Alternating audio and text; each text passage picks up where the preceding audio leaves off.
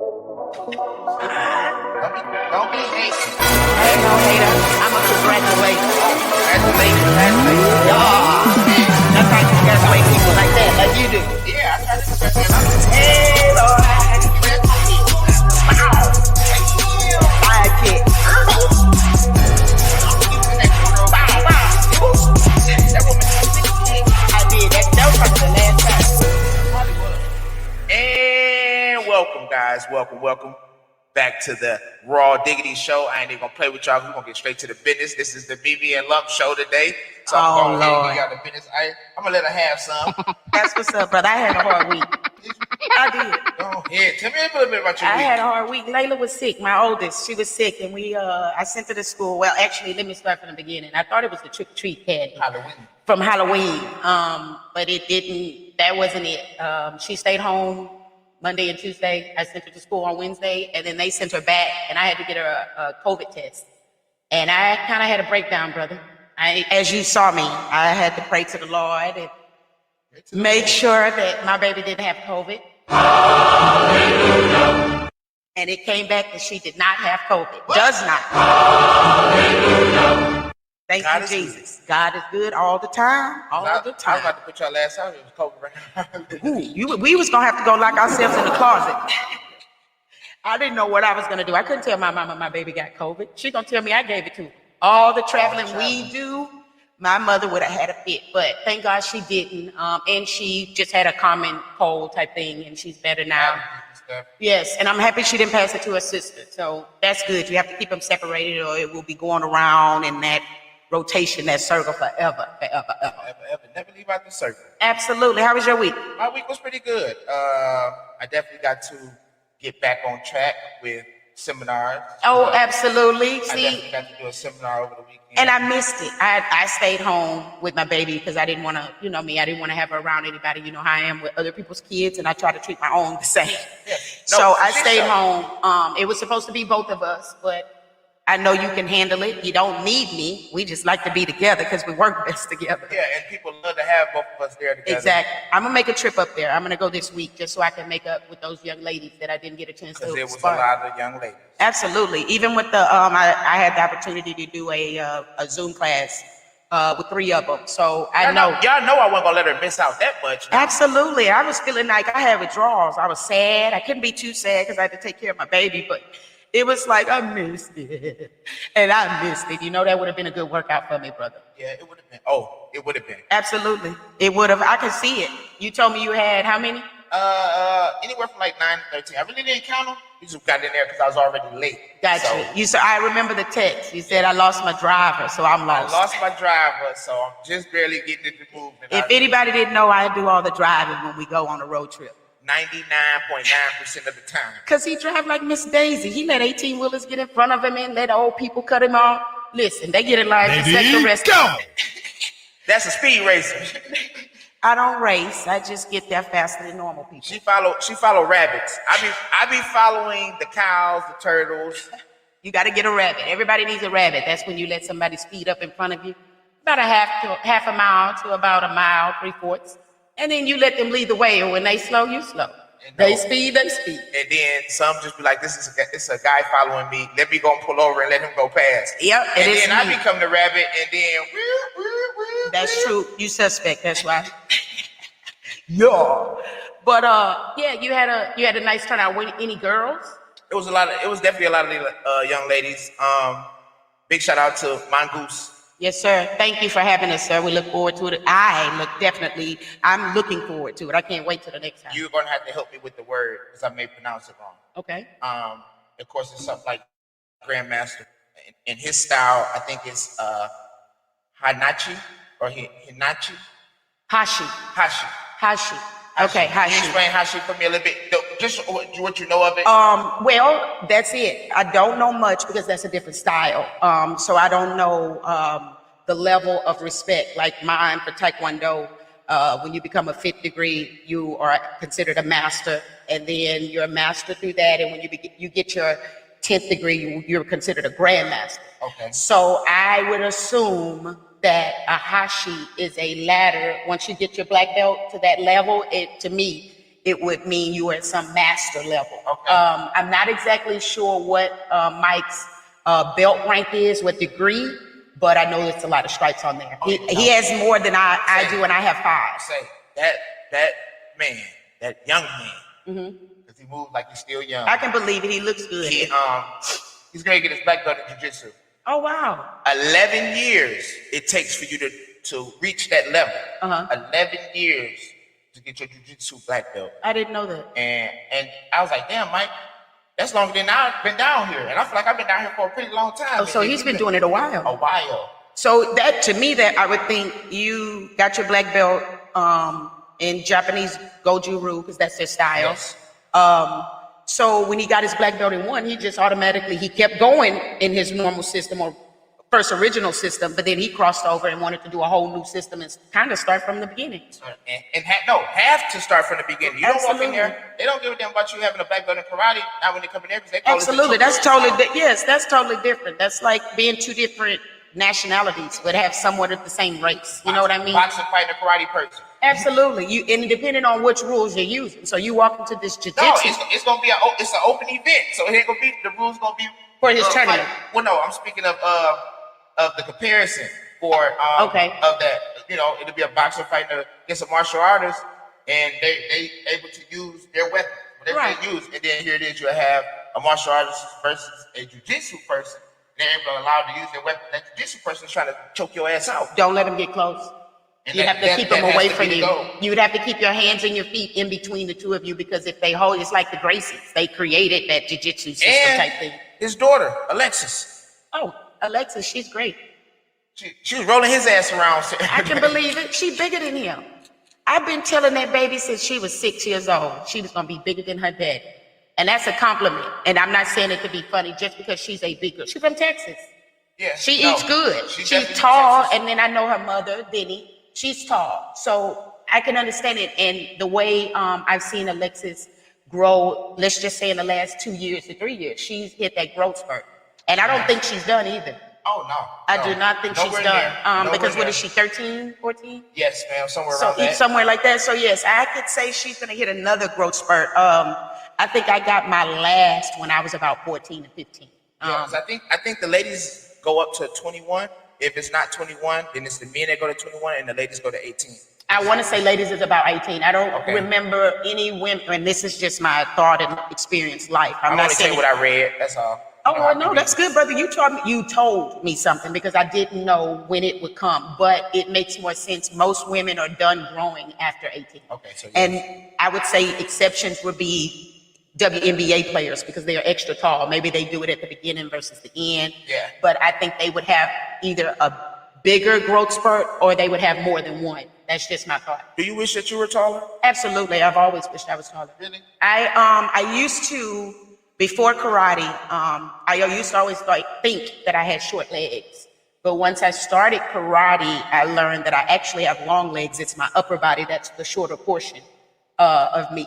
And between basketball and karate, you know, when they gauge your height and your vertical and things like that, and the measurements as I got older. And then again, stretching and throwing kicks and able to do forms back then when I was able to, I learned over time that my legs were longer, but it's just my upper body.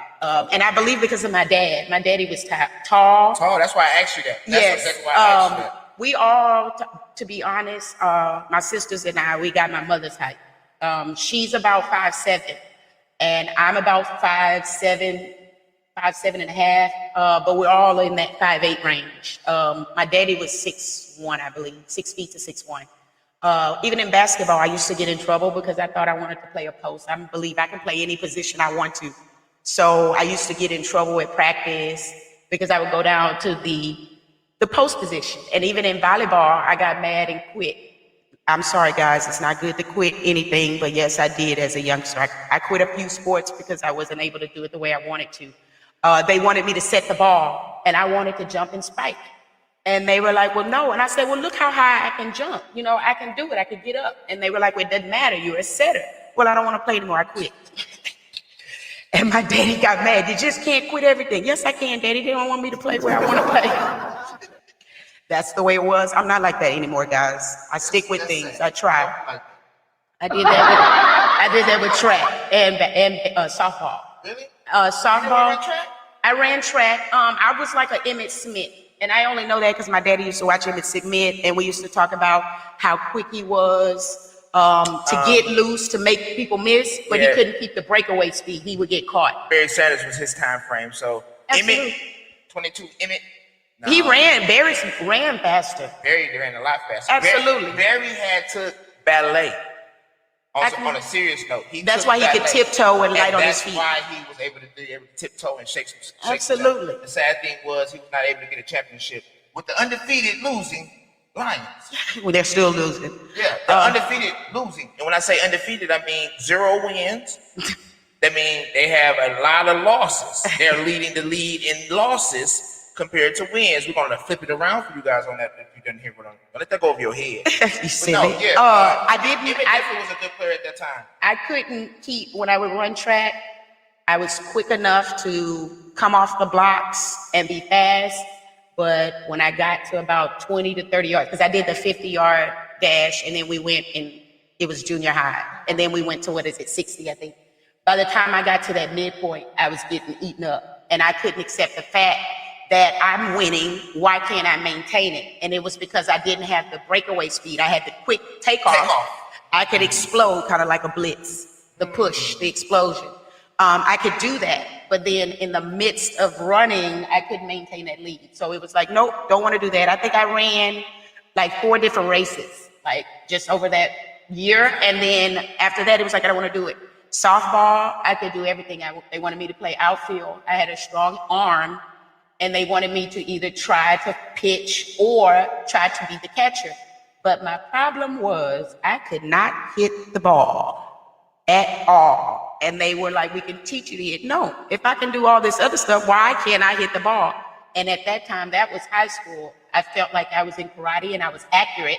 Why can't I pinpoint when to swing, when to hit the ball? And it frustrated me. I probably played softball for about 2.5 months. Now that you're older and you can look back, what do you think it was? I think I just didn't put forth the trying. I wanted it to naturally come to me. And I'm not trying to sound arrogant or anything like that, but certain things has been natural. And if it isn't natural, and it's just not worth it to me, unless it's something like karate. Karate wasn't necessarily natural. It was something I had ability, and then I liked it. So then I kind of fed into it. Same thing with basketball. So giving knowledge to these young ladies, if you can give them a motivation to going through that path that you're speaking of right now, what would you tell them? I would say do every and any sport you're interested in and stick with it. The only one, again, that I stuck with was with basketball, and basketball helped me out a lot when it came to karate. The first step that I like to take, you know this because I teach it sometimes when we are in private seminars or when someone asks me to show them my blitz. My first step on my blitz was my first step on my crossover. So if I could get past you, like doing something, whether I'm faking at you or faking like I'm gonna kick, the same thing on a basketball, I'm dribbling the ball, I fake, or I do something. The moment I can sidestep you with that first step, that was it. I was able to get past it. Defensively, basketball helped me with karate. And when I say that, it gave me a sense of balance. When someone is in front of me, I didn't want to necessarily try to be too aggressive. What I wanted them to do was show me something first. And when they showed it to me, then I wanted to be able to react. I actually, in high school, I was able to win MVP for my district. What? And then I also was on the district defensive team for that reason. Yes, I was. See, y'all don't be knowing some inside stuff on Miss Regina. Y'all be absolutely. About. Basketball and karate were always my favorite too. Basketball came just because my daddy played basketball and he played college baseball. So we would spend time. He played baseball and your ass didn't know how to hit that ball? That's the thing. Daddy played at TSU. What did he say to you when you told him that? That's why he told me not to quit. He was like, it's easy, we can do it. I liked basketball more, and my dad wasn't really good at basketball, but he was good at baseball. And so that's what he was saying. We can work on this. We can do that, him and the coaches. I just didn't want to listen. It was like, no, I have karate. I have basketball. I don't want to do that anyway. And if I would have stuck with it, who knows what I could have done in that sport, or who knows what I learned or how I achieved what I need in that. How would it have helped me now? One of the things also I remember before my dad passed was that he would tell me sometimes because you feel like you don't have like I say, a plan. You don't see where this path is going to take you. It doesn't mean that it's going to be a bad place, or it doesn't mean you should turn around and go back. Sometimes we have a few of those in a row, and it'd be bad. So it's like we automatically you turn around. It's like that hair on the back of your neck. You see that sidekick coming. I'm not going in there. And it's like, but this time you can probably get past it. You can probably get through it. Absolutely, So absolutely, and you can learn from it. I can honestly say if I wouldn't have quit track in junior high, it wouldn't have been so easy to quit volleyball and softball in high school, because when they say you start to quit things, or if you start this habit now, it is true. Once I got a basketball scholarship, or once the basketball season was over, I felt like that part of school, once I graduated, was going to be over, because then I can do what I want. I can do karate. I can whatever. And then once I got the basketball scholarship, that's when it became, no, you have to take advantage of this because it's a free education. And it wasn't literally my choice. That's when I think it became my parents, my instructor, Ishmael, Jennifer, everyone said, no, instead of you quitting this, instead of you not doing this in this manner, you yourself need to take advantage of this. Now, when I say I let them make that decision for me, it wasn't that I fought it in that way. It's just that I love karate so much. I just wanted to do karate full on nonstop. And this goes back to me saying, when I'm not interested in something, it doesn't have my full attention. And that's kind of how it was once I started basketball. At Prairie View, I played basketball at a junior college, which was okay. I was able to give up karate for a little bit as far as not letting it be involved in my school and education and basketball season. But once I transferred to Prairie View, I kind of broke the contract, and I was still competing in two sports because of my love of karate. Now, explain a little bit about when you playing, because I'm gonna call that professional, semi-professional. I wouldn't call it professional. For me, it was college, that collegiate level. And I would look at it as if you had to compare it to karate, because I compare everything to karate, I would compare it to a local national tournament. So can you be able to compete in your local national karate tournament and also basketball at the same time? No, sir. Okay, explain that to me a little bit. This conversation I had with more than one college before I signed and picked the school I decided to go to. Everyone knew about karate because that's something that everyone told them, my basketball coaches and my parents when they would call home, and even my parents involved Ishmael, my instructor, and things like that on the decision I made, or this people that wanted to give me a basketball scholarship. Well, when we talked to them, they asked that I not do or compete at karate during the basketball season because of health reasons, getting hurt, we kick and punch each other, basketball, you're running, jumping. They didn't want an injury to happen on their time.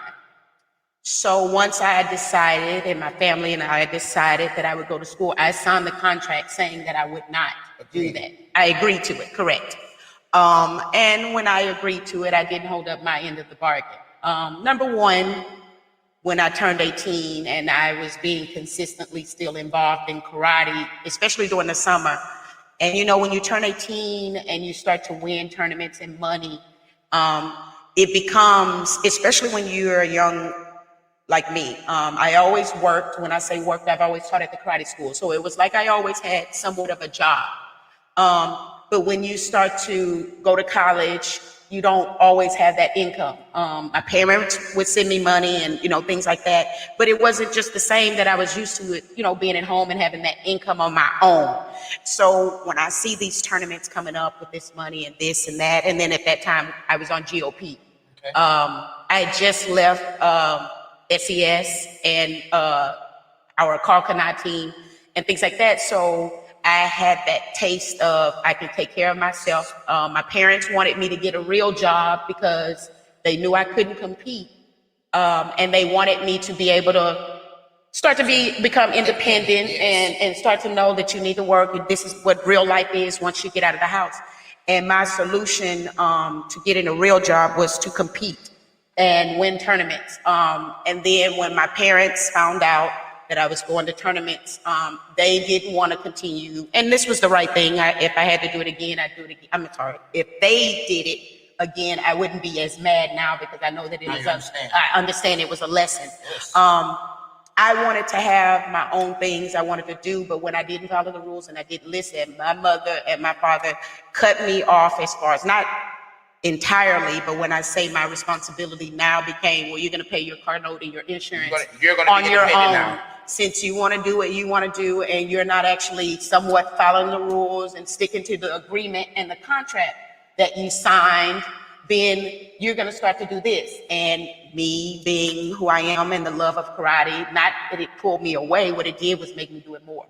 I actually moved out. I got my own apartment. I was able to take care of myself from being able to compete.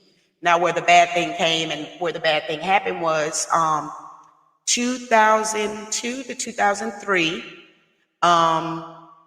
Because you were with me, we were in Las Vegas at Barbie Dickinson, Don't the Legacy. tell people shit. I was not with you. You were committing crimes. It wasn't a crime. Well, breaking the contract. You're right. I could have been That's sued. That's a crime. You broke a rule. I went to the tournament. I competed. Now, I did not get hurt at that tournament because I competed. I actually won that event. Now, this was when the internet and karate videos were being posted and put on the web. So this is really, you guys, around MySpace time. Well, correct. Around the time I never frame. had MySpace, but I know, yes, it was. When you speak social media, it wasn't no Twitter yet. It wasn't no Facebook. It wasn't none of Instagram. All that is the new rage. Right. Then the closest thing you would have had was social media. But for us, wise, we had our Black and Blue production. Correct. That's what it was. Black and Blue, and then Tournament Online, Tournament News Online. Emily Cooper. Yes, that is the one that I actually remember her showing me.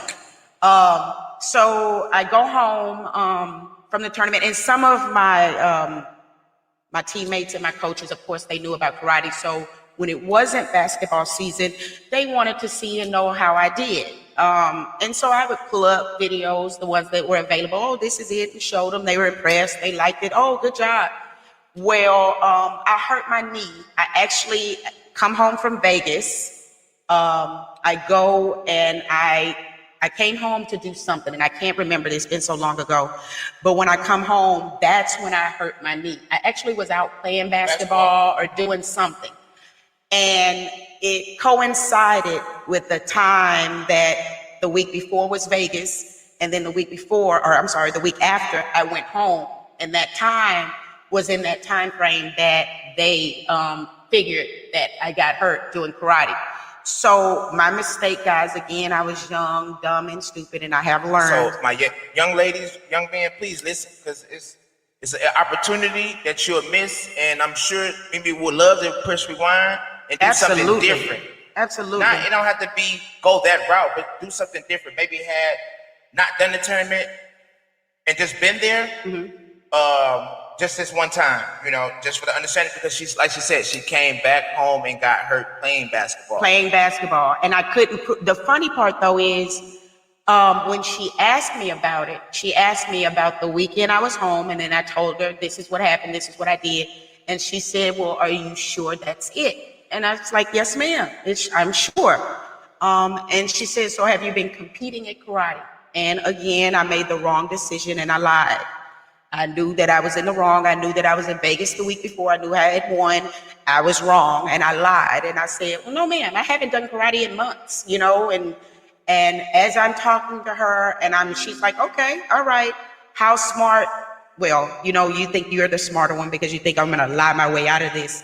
But there's always somebody smarter. And they always tell our ass that too. Absolutely. And what I didn't realize was she spun her computer around, and she had pulled up the tournament. And she said, well, why does it say right here, Regina Thompson wins women's grand champion? And after that, it was like I wanted to cry. I know that there's one thing in particular that I kind of always like, once you get caught, once you can't continue. I remember getting in trouble so many times when I was younger. My mom was like, "You're just gonna sit there and lie." Whoop your ass until you tell the truth. Right? Why keep lying? Because this is the evidence. This is it. All points to you. And so that was it. I apologized. I promised that it wouldn't happen again. I did all of this, all of that, and then after all of that, I was no longer a part of the team, and they would not pay for knee surgery, the school. Wow. And that was how my basketball career ended, because I loved karate and made the wrong decisions at the wrong time. Being irresponsible. I've said it before, and I'm even like this now. Sometimes I do what I want just because I want to do it. Now I think, being older, I think about it. I see what the consequences, the repercussions. I have 2 girls that depend on me. So my decisions not only affects me, but it affects them too. I don't want them to grow up thinking, even if I make a mistake, it doesn't matter. I can just keep doing it. Or if I do something and I get caught, well, I'm just not going to tell what happened. I'm going to take it to my grave. No, don't take it to your grave. Black belt, and this is my mentality. No, I shouldn't have lied, but my black belt mentality should have been, I shouldn't have been at that tournament. I should have given the honor and the respect of my signature being on that contract. And what do you say? I should have upheld my end of the bargain, and I did it. And that was just because I felt like in some way I can do what I want. My mama told me I couldn't do this. I'm paying my car note. I'm doing this. I'm paying my bills. I'm paying my rent. Yeah, you were still in the stage of, I'm going to prove you wrong. Absolutely, without thinking the consequences. What is it going to cost me to prove my mother wrong or my parents wrong, so they would know I can take care of myself? I didn't go about it in the right manner. So, boy, y'all just got a good piece of the first half of the show. Absolutely. About Mimi's life, Mimi's sports, Mimi decisions. And, yes. We only live to grow to live. Absolutely. Learn to grow. I think I grew. People say you mature, yes, or you hit that wisdom stage. I think I went through somewhat of maturing mentally, physically, to where I felt like, oh, my body's not more of that adolescence, young age. But I think the real maturity and wisdom to where I really put thought and effort behind my decisions became when I became a parent. Then you have to really make decisions, yes, that's not just for what you're going to care about. Absolutely. Yes, like, you know me, brother. Girl, I fucking agree. Yeah, I mean, it's like sometimes people say, I can do what I want, or people make fun of us. They tell me, oh, Regina, I can't wait till your girls get bigger. I'm going to tell them how bad you were. I'm going to tell them all the craziness. And it's like, you know what? They're probably going to know how mommy's crazy and love to have fun, because we have family and friends here that are going to tell them. But the one thing I am going to say is that when you girls both came along, mommy tried to do things differently. And better. And for me, the differently was better. I wasn't so self-centered to do what I want to make me happy. And it wasn't so much of a, what's the word I'm trying to say? It wasn't just so much all about me, the selfish part. It was more of, okay, now I want these girls to be not necessarily a product or a mini-me, but what I want to do is I want them to have the best outlook or the best firsthand experience with mommy. Yes, my mommy is this way and she loves to have fun, because we have dance sessions and parties. You're here with us a lot. Sure. You see how much fun we have, but when it's time to, one, get serious, or if it's time to shut it down, it's that level of change. And I don't think before, in the past, I think it was just nonstop. I don't want to say recklessness, because I wasn't reckless. No. It was just enjoying my life with no consequences and not thinking about it all the way through. Because mama say we only live once, so you better do everything that you want to do. And then, I being at college and then enjoying that high school, I just wanted to be able to balance me doing what I want. You're in high school, you still live with your parents, and then there's still that structure, and you still have to answer to your parents. When I was in college, it was my first year living out alone. And it's more of, well, I can still do this, but I can also do this. And it became me trying to balance everything. And that everything, instead of balancing it all equally, balancing it to me was something gets more attention one time because that's what I want at that moment, while the other thing wasn't so important to me. When they all should have gotten the equal amount of focusedness, so that way until the time I succeeded or at the time I finished, then I can move on to the next thing. I didn't do that. I was like picking and dabbing and at everything. It's a lot of us out here to this day that still do that. Absolutely. I think so. Get so close to completing something else that we start something else, and then it's kind of that goes on. You switch over. Absolutely. It's like watching Netflix series. Sometimes you don't finish it. That's why I like to binge watch things. I probably get it done better binge watching it. But when you do something or when you start something, you don't always finish it at that moment for whatever reasons. It can be whatever it is in life. You don't always finish it. But when you want something, it's always worth you working for it. It's always worth you going after it. And I didn't always look at things like that. I looked at it, I want to make me happy. I want to make you see that I can handle this, I can do this. And I went about it the wrong way. Oh yeah, y'all heard it. So, sis, moving on. Yes, because we had some shit that broke out this week. Oh, you talking about 2 topics. I'm gonna give you guys 2 topics, and we're gonna start y'all quote off. But we're gonna go ahead and get into these 2 topics because it may get a little serious. So y'all just hold on to y'all seats. Which one you gonna go with first? Excuse the emotions that's talked behind us. It's nothing but dear love, and it's tough love, and it's really like a heartbreaker to even see. I say we start with Vegas, the Raiders, because that was first. Yes, sir. Because last Sunday into the weekend.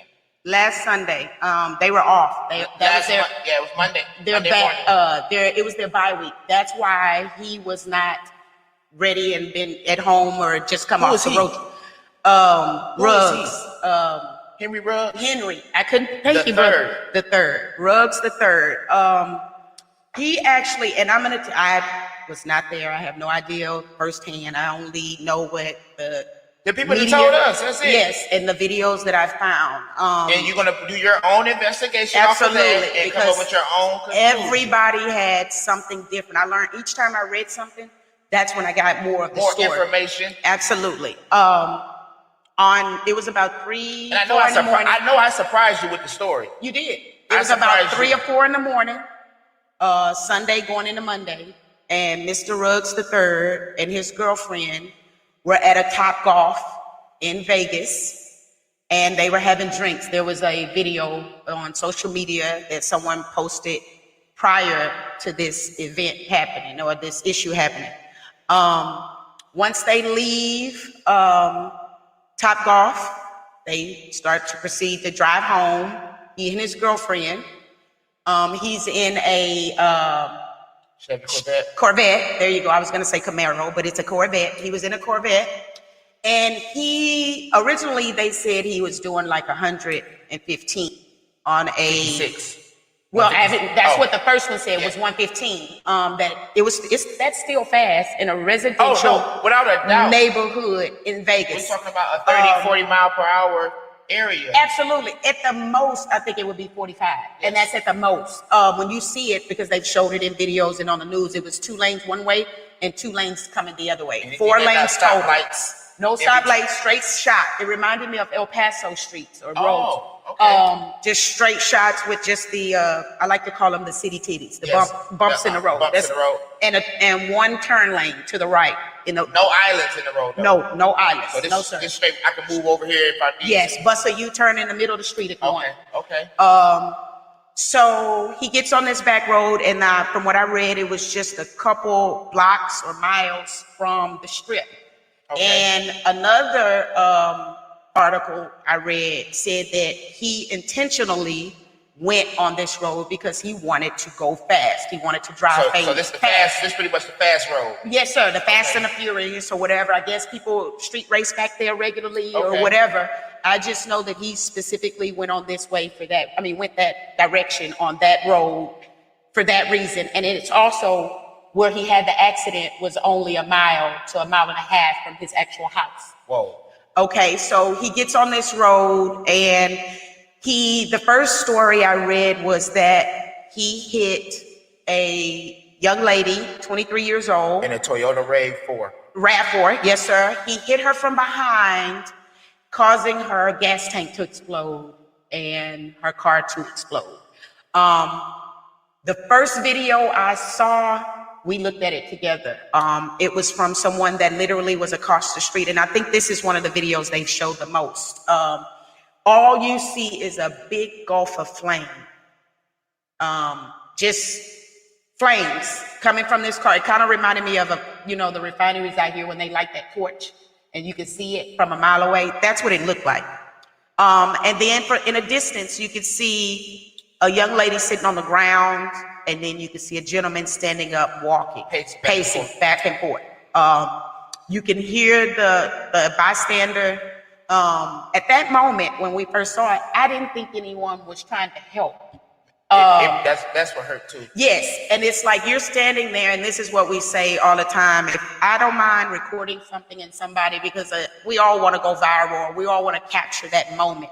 But to me, when it's needed, and when I say needed, if someone is in dire need of 911 help. That wasn't a catch-up moment. That was not let me take out my phone and record. Now, I'm not saying they should have went in there like they were the fire department or the police, but in general, I never got the impression from that first video that anyone was calling 911. They were just more shocked and staring at this car on fire and these people. Okay, so later on, today is Sunday, so let's say Tuesday or Wednesday. No, he went to court. His first court Wednesday. So Monday or Tuesday, they released their preliminary, that's the word, I almost didn't get it out.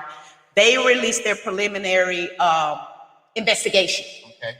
And in the investigation, it said that this young gentleman, not only was he drunk, intoxicated, double the legal driving age in Texas. I'm sorry. Alcohol percentage. The dosage. What did it say? It was like 2. He had 0.08, and I think theirs is like 0.02.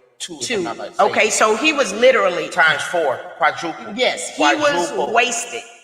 And I mean wasted. Now, when you get on this road, not only are you driving and you're drunk, you get in the car, and they said that this young gentleman's Corvette was going 157 miles an hour on a residential street. Anybody that know about drag racing knows, like 156 miles per hour before you get to a quarter mile, that's fast as hell. That means that Corvette was probably running less than 10 seconds on a quarter mile. So 156. Well, and it's funny. It's like hitting a pebble and being on a motorcycle, hitting a pebble and your ass flipping. It's funny how you bring up how fast you could go, because they brought that up. They said he was going 156 miles an hour, but when he made impacts, he slowed down, but then he sped up, and he intentionally. Now, that's only what I saw and read, that he hit her from behind so hard, it exploded her gas tank. Now, again, the concerning part to me is the intentional word. Intentional. What was he going through? Why, number one, did he feel the need to drive as fast as he was drunk? Not only, like some of us, I can't say I've never drank a few drinks and drove home, but I know my limit, and I know that if you're real, you're gonna really sit back and think about it. Like we all have all done it because we need to get home. But when I've done it, brother, I don't speed and go 150. I put my car on cruise control, and I roll down the windows to help me stay focused. It's like drinking a lot of water to me. I will roll down the windows, turn the AC up, and then bam. And I'm always close to home. It's not like I'm driving across the city or driving from one end of the state to the other. I'm not saying it's okay. I'm not saying it's the right, responsible thing to do. But the reckless thing to do is to go 156 miles an hour, being drunk and intentional. He sped up to hit this person. That woman would have probably been so damn scared she wouldn't even know if to get over to the left or the right. It to me, she actually got over, and I'm not sure if it was to the left or the right, but when he pulled up or started getting close, she actually got over to get out of his way. She wouldn't have known which way to go because exactly, he's coming so fast, and he ran into her. Now, not only this young lady, not only did he kill her, her dog. Yeah, at first I was kind of like, wow. Her dog was in the car with her. Double charge. Now, the other part, more stories that come out. This is when I find out there were bystanders that actually tried to help, and bystanders that actually called 911. Where the accident happened was an apartment complex. Right behind the wall. And there was this gentleman, this black guy, who gave an interview that said he was on patrol. He was the security. Okay. In that apartment complex, and he said he heard loud screeching and then like a explosion, and then you see the flames. So he said he jumped in his security car with the lights on, and he runs over there, and when he pulls up, he could hear her scream. She was stuck. She was trying to get out. He ran to the car. This is the heartbreaking part, guys, because, I mean, to me, this is like Kobe Bryant and Aaliyah, the most horrific, gruesome accident his wasn't an accident, it was intentional. So that's the difference between all this other stuff. That's what's heartbreaking for this young, professional, multi-million-dollar athlete who has a 3-year-old daughter. And his girlfriend, she's still in critical condition. So if you didn't even value your own life, why not value the mother of your children, or value that you are taking away those parents, not just her, or not just you. Happened in that vehicle between them two. Well, he wanted to go ahead and done some things, but he had a loaded gun in the car. He just on an off week, the NFL, just in general. I mean, again, I make mistakes, and I'm gonna continue to make them. Your professional team. They make the news, they make the newspaper, they make the sports center, they make it all because of your mistakes that you guys make. He wasn't the first one. No, he wasn't. There was another Mr. Jacobs, if I think that's his name. I think it's the other Raiders. Is it something about Vegas? And that's what I remember. I asked you the other day. I said Vegas gonna fuck around and gonna have to get rid of professional sports because their players can't control their sales. I don't think they should have a sports anyway. They're a gambling city. And the gambling causes you to do some other things. They don't have a baseball team. They don't have a basketball team. Two of your football players. But you got a football team, and they've only been there 2 years. Within 2 years.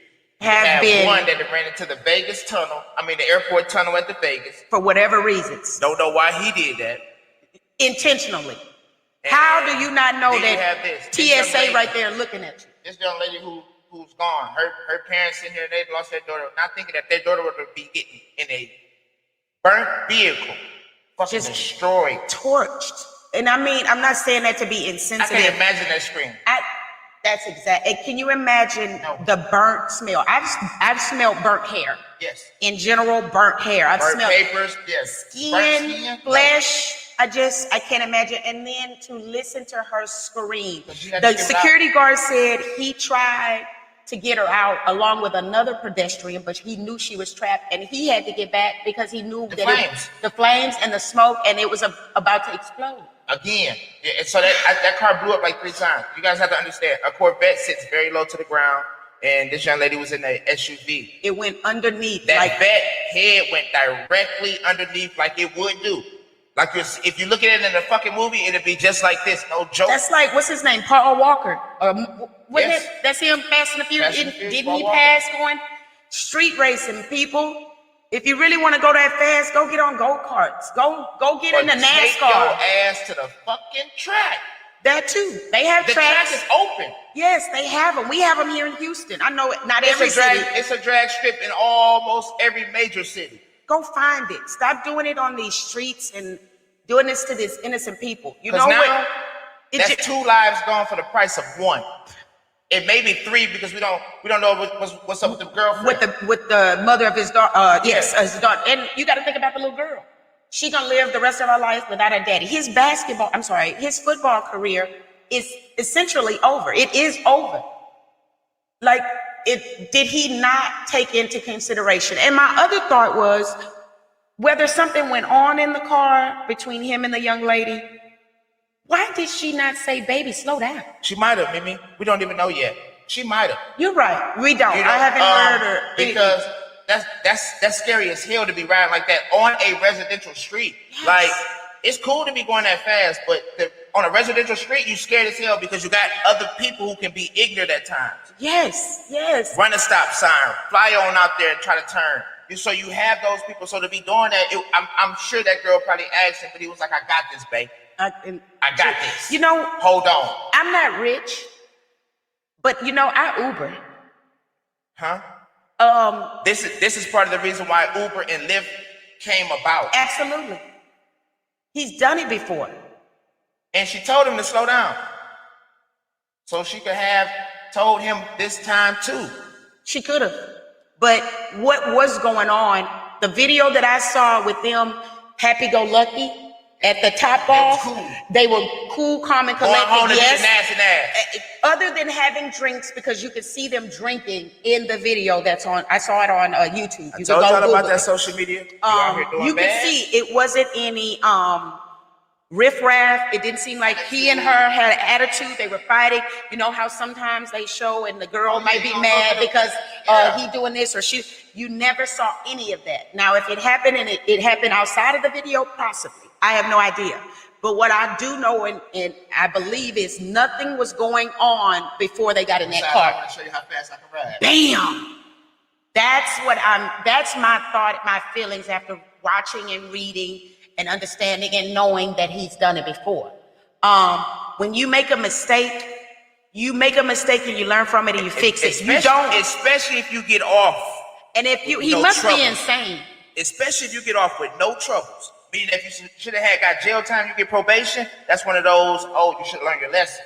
Mm-hmm. If you should have been going to jail and you get caught free, that's one of those. I learned my lessons. Right.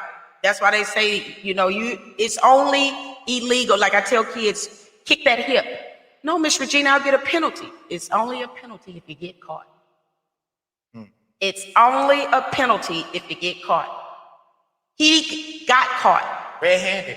The world knows that you've done it before, so there were some type of repercussions that it was out there and you didn't learn. So imagine the battle we're gonna have with this young lady's family and his family. Absolutely. Who's gonna feel like, oh, he deserves to have a chance to not be in there? She was actually, I saw a video, they showed his draft. We watched it. She was pregnant with the little girl and they looked so happy. He was cool, calm, coming out of college, getting drafted first round. And now, your life of luxury, being a celebrity, being on that platform to be able to make change, and your change left a sour taste in people's mouths. And that sucks because your daughter has to grow up with that shit, man, in this world. Absolutely, and that little girl did not. She's not gonna know nothing besides where's her dad. And right now, where's my mommy? She's only going to know what she Googles, because if she really want to know what happened, how it happened, those videos aren't going anywhere. No, that's just there. And I would hope that he would give her the real inside, baby, this is what I did, this is why I did it, to come to terms with himself. Closure.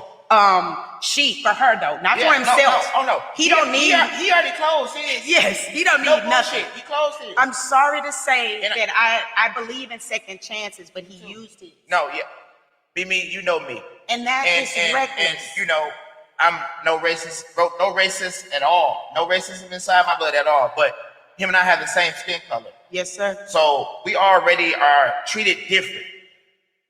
Just being the skin color that we didn't ask to be, but God gave us this because change. Absolutely. And you would think he made it. And you would have. You made it from wherever, and from what I understand, it was like what these kids talk about. I'm gonna be a football player. I'm gonna be in the NFL. He made it. I'm gonna be in the NBA, and he was in the NFL in there for years. Meaning he have gotten sponsorships, endorsements. He was in the middle of I think it was a 3-year or 4-year deal, and I know it was at least 20 million. And y'all talk about how rappers sign their lives away to Satan. The hell y'all think some of these other sports players are doing when they out here doing the craziest things that they can possibly do? When you make the decision to be reckless. If I make a mistake and I do something wrong, it was an accident because it was an accident. Yeah, my prayers go out to his family because they're going to be pretty destroyed Absolutely. too. Because he fed a lot of them. That's it. He took care of his family. family. He broke bread for a lot of them. So here it is now. The money maker of the family is gone. Y'all gonna, Absolutely. The lawyer is going to be the new money maker of the family. Take every dime they have. Take every dime. Now, I also want to move on. Yeah, because I get too emotional for that. Right? It is very. But y'all emotional. guys say prayers for those families, please. Absolutely. If y'all able to help any of those families in any way, whether it's funds, thoughts, prayers, messages, kind words, whatever it is, man, in a positive way, not nothing negative. Don't go to negative shit. Let's kind of eliminate that right now from being around those families, man. Absolutely. It's too much. But go ahead, sis. Go ahead and tell me what happened on the weekend. What happened over the weekend? Well, this was closer to home. This was home. Hold up, I say closer to home. Where? Like what? Up the street, 5 minutes away. NRG. Oh, shit. Houston, Texas. Up the street. Up the street, across the street. We could have hitchhiked there. Real quick. We could have rode a bicycle. You could have rode that bicycle. I looked at the football over there. I don't want to be riding. I don't want to go. Well, I don't want to laugh because it's not funny. It's really not. But I laughed that you want to ride the bicycle. That's all that was. Travis Scott. Oh yeah, that's a local Missouri City rapper right there. Absolutely. Came home to Texas, to Houston, with Kylie. Brought their little baby. Is that Stormy? No, Stormy is for the. You know, I don't know who they look. I don't know. It's one of those Kardashians, keeping up with the K's. I can't keep up with them. He's dating one of them, and they have a little girl together. Okay, congrats. He came home and he threw a big concert, and it was called Astroworld. And for the people that don't know, Astroworld was like our Disneyland. Six Flags. It was Six Flags Astroworld, amusement park, water park, and it was there for, I don't know, let's say 30 years, and then they took it away, and bam, now we don't have our own big amusement park. They've just started bringing some other ones back. Well, anyway, he named his event Astroworld. Okay. You know, so he knew that would touch home for a lot of people. So he goes and he has it and rents out, or the show is at the Reliant NRG. Okay, so give me a capacity limit. Like when the Texans play, Texans, or when they do the Super Bowl or something like that. Let's say you got about, and I'm not sure. Don't try to worry about the numbers. That's right. I'm asking her. I know real numbers when I tell you about these people. Listen to the story. That's all. I'm asking. The Astrodome. I'm sorry, not Astrodome. The NRG can hold. Let's say, I'd give them on the low end. I'd give them about 35,000. Okay, now to make. And that's the high end. That's the high. On the high end, in your mindset, let's say to make the fire marshal come in there and get your ass, they'll probably be what? Don't work 40. Well, no, that depends on what the city capacity say their capacity is. Now that I don't know. Okay.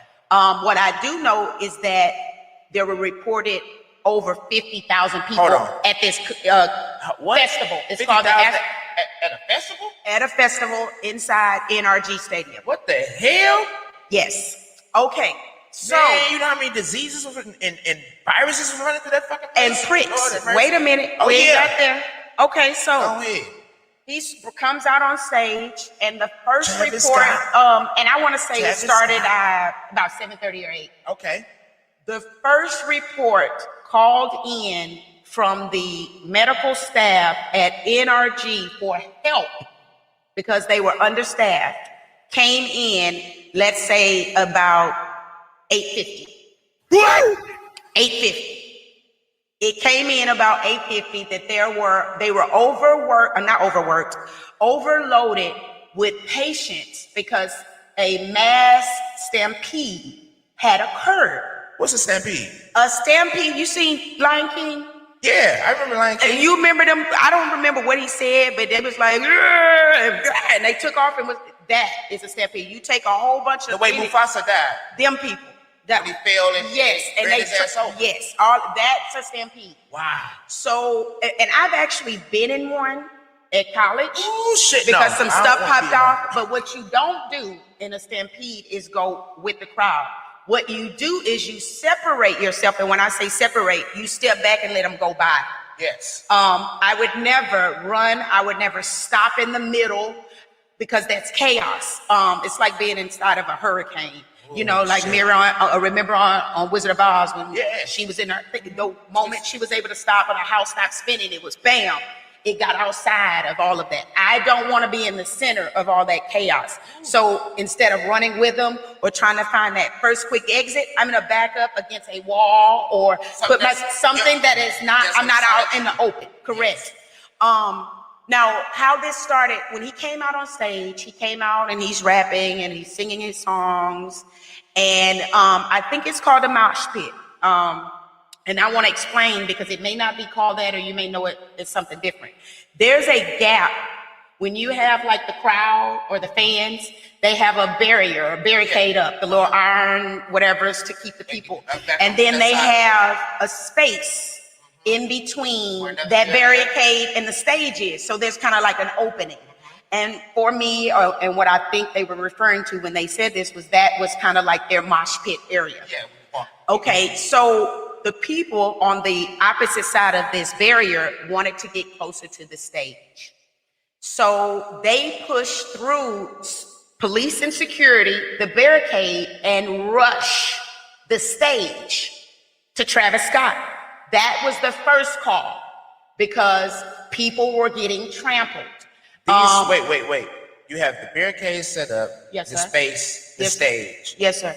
If the barricade set up, don't that mean that this is a do not cross? Oh, correct. But they didn't care because they knocked it over and they took out the police, the line of defense. It was like from what, and I'm not being funny and I'm not trying to bring in politics, but when I watched the video, one of the people said it was like watching the January 6th riot at the White House. The way they trampled over everything and just started scaling up, trying to get on the stage. Now, in the midst of all this, the front line is gonna get the swag the worst. Oh, and wait, that's not even the end or the middle of the story. There's a lot more to it because after these people, let's say, I don't know, I'd give you 100 people. Okay. Let's say 100 people that happens to. Now, as you see that happening, what is that going to do? Draw everyone else down. So when you start to draw all these other people down, that's where the mass, that was the second call. When they made the second call and I think it was the chief of police here in Houston said they had to call in on both sides more than 50 plus ambulance, first responders, and police to get this under control. Now, when you are first looking at this, and again, I wasn't at the concert, it was kind of like breaking news and was going across my Facebook and social media. And then one of my friends, she came over and was talking about it, was like, I know you know because you're always into that kind of stuff. And I was like, no, I didn't see it. I never went to go into it to read it, but let's look it up. So when the second call came in, it came in as a 911 for 911. They needed help. And what they needed help with was this mass stampede. Now, out of 50,000 people, almost 400 in that stampede ended up in the hospital and more than 10 to 12 died. Now, my first thought was a mass stampede. How is it possible? Not possible, but my thought is, it's not possible to die because you're running, you get pushed down, but you're frantic, you're scrambling. It's kind of like when you watch a scary movie and the girl fall, you see she's still going and she's still trying. Well, some of these people, and specifically, I know a few that passed and they have my condolences, they went into cardiac arrest. Now, these are young people. I think they said the youngest was like 14 that passed. That died, that is no longer here on this earth with us. Number one, why is a 14-year-old at a Travis Scott? I didn't go to my first concert, until I was 17 years old. So the oldest, I think they said, was about 30 something that actually passed. There was one interview on the news that I saw yesterday that said there was a guy from Laredo who was an aspiring model and had come up here because he was getting involved in modeling. He had taken some time off because he was in school and he needed a break. And a friend called him and said, let's go to the Astroworld Festival. His brother broke down and basically collapsed and said, he came up here to have fun. I just talked to him and now he's gone. Young, healthy, happy, 23-year-old young man is no longer here. Now, the other amazing part, because you never know where people's minds are going to be, or you never know what's going to happen in the future. While this mass, and I'd assume it also was happening before the stampede, because there's 50,000 people in there. It couldn't have just started right then and right there.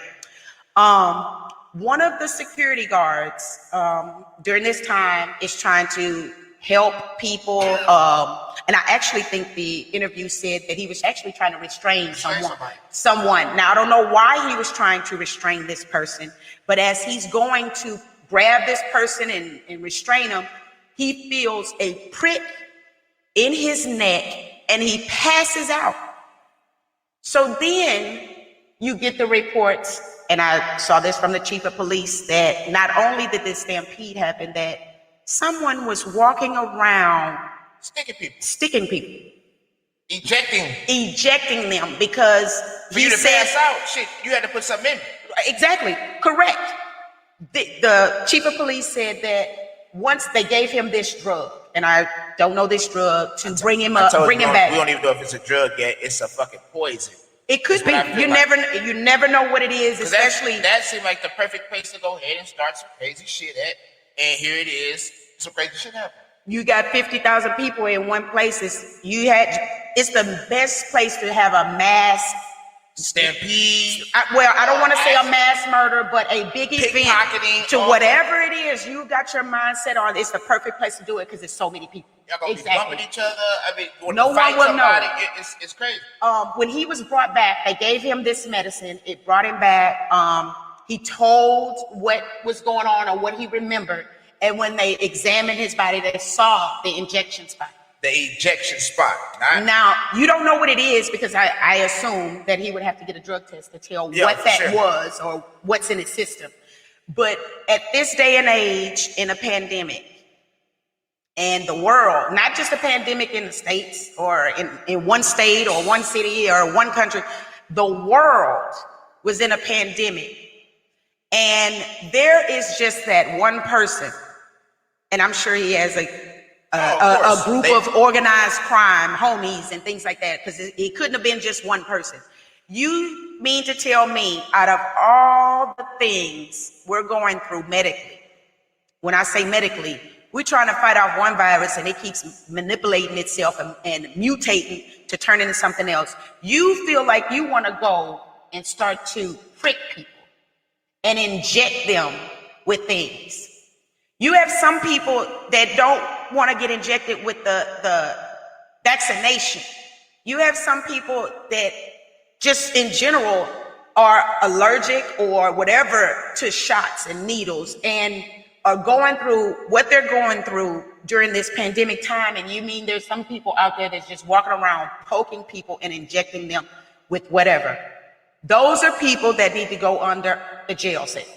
Whoever it is, whether it's a woman, a child, black, white, Mexican, whatever you are, for you to do that at this point, at this time, to inject someone. I can't imagine anybody poking me and injecting me. You're walking past, you're walking through, whatever. And you pass out. And you stick me. And you pass out. You know, that's like being on a date, giving a date rape drug to a lady or a man, because men can be raped too. Don't think just women get raped. Yeah. Get some booty bandits out there. Oh my. Get some booty bandits out there. Oh my goodness. I heard it. For us to be going through this kind of thing and dealing with this, you are gonna just go around and poke people. What the hell was in it? I really can't wait to find out what it was. I can't either, and that's one story I'm gonna find out. Now, let me move on real quick because we're running out of time, brother. We already went over. The other thing was that everyone is mad at Travis Scott. because his show continued. The festival continued. He continued to rap. Everything, the show continued to go on. When Mufasa fell off that cliff, when Scarf let Mufasa fall off that cliff, and he got stampeded over, they didn't go keep celebrating. Sir? That shit tore the whole forest down. My thought is that's a movie. We talking real life. Shit, because that movie plays a part of real life. No, you're right. But I'm saying from here, and this is my thought, if you're a rapper, and I've seen Mary J. I just watched her My Life documentary. Oh, yeah, when you look out, you see people because you're talking to them, you're engaging with them. You have likes, people taking pictures, whatever it is. It's not like you're looking out there and you see nothing. I hear people say, I have to tone out the crowd, I have to do this. But imagine a stampede. He wasn't gonna do that. That's home. It's home for him. That's where it started. What he released and said on his social media, him and the Kardashian, is that they didn't know that all of that was going down or going on around them. They didn't hear or see the people in general screaming up, telling them, stop, help, help, help. He didn't see or hear the police coming in and trying to stop it, get the people that were passed out, doing CPR. He said he had no idea that any of that was going on and that he didn't know of any casualties until after the show. Now, I'm not saying he's lying or whatever. Of course, we can't say that. I'm just saying that it really seems damn near impossible for me to believe that you didn't know that these people, which have gotten inside your little mosh pit, that are right below you, being trampled, being like screaming, screaming help. Even some of the live streams that people were doing, they were literally, he could drop sweat on them. And you look up and they're like, help, help. And they're doing FaceTime lives and they're doing all this, but he specifically, or his band and his people, didn't know. Now, what I learned this morning, brother, and I'm going to end it with this, is that production company that he uses or used for this event, I don't want to say he uses them all the time, but he used them for this event, since 2006 has had more than 10 to 15 concerts around the world with this same neglect, this same ticketed and fined for disorderly, whether it was the concert goers or whether there wasn't enough security, whether it's the production company, the producer that put on this show that didn't do it in the right manner, whether you know what?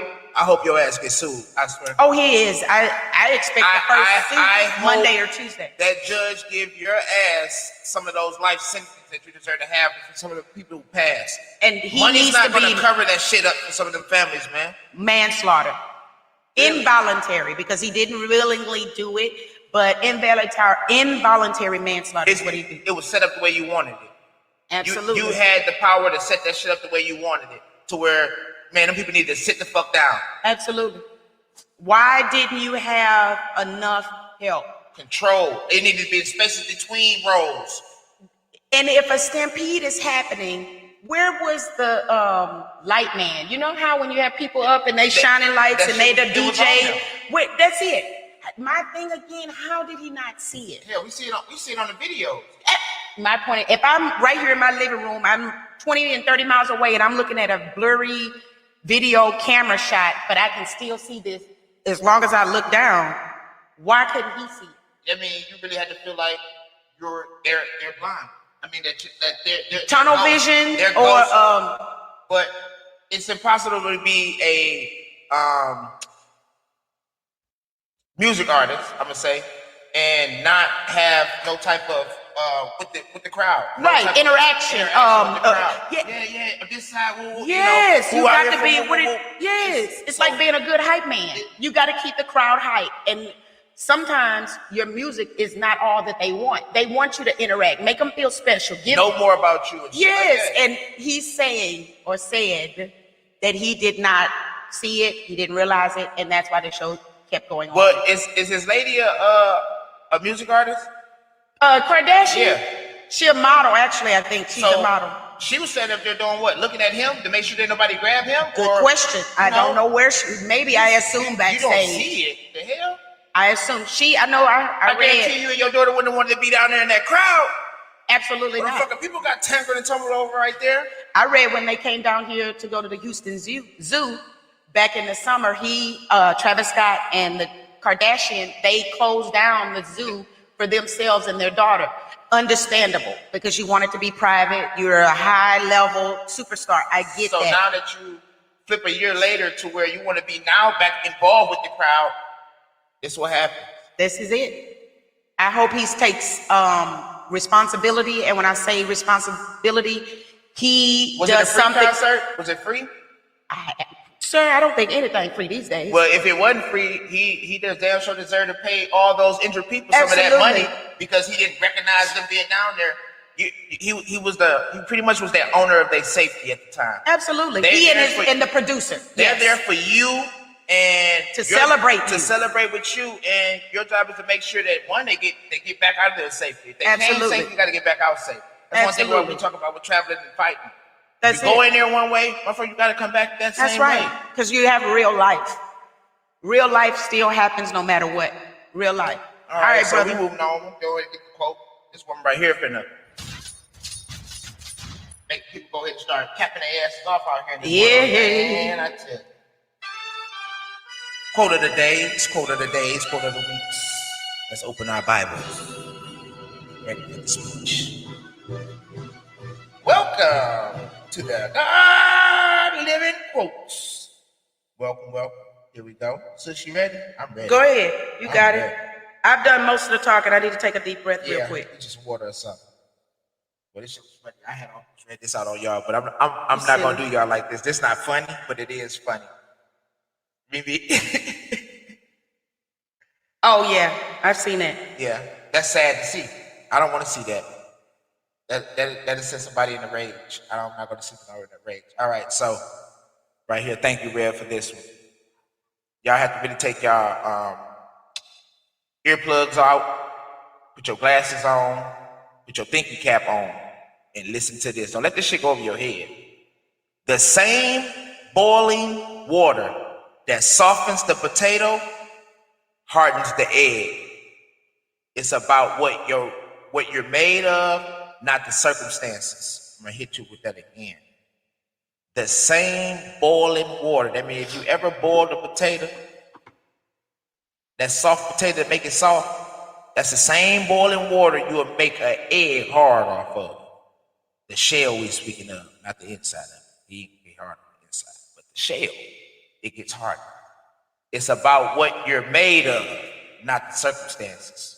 Indeed. So just remember that right there. Here you go. I'm gonna give you one more, and I'm gonna get tied up out of here on now. That's good. I just have one today. This one touched me, so go ahead.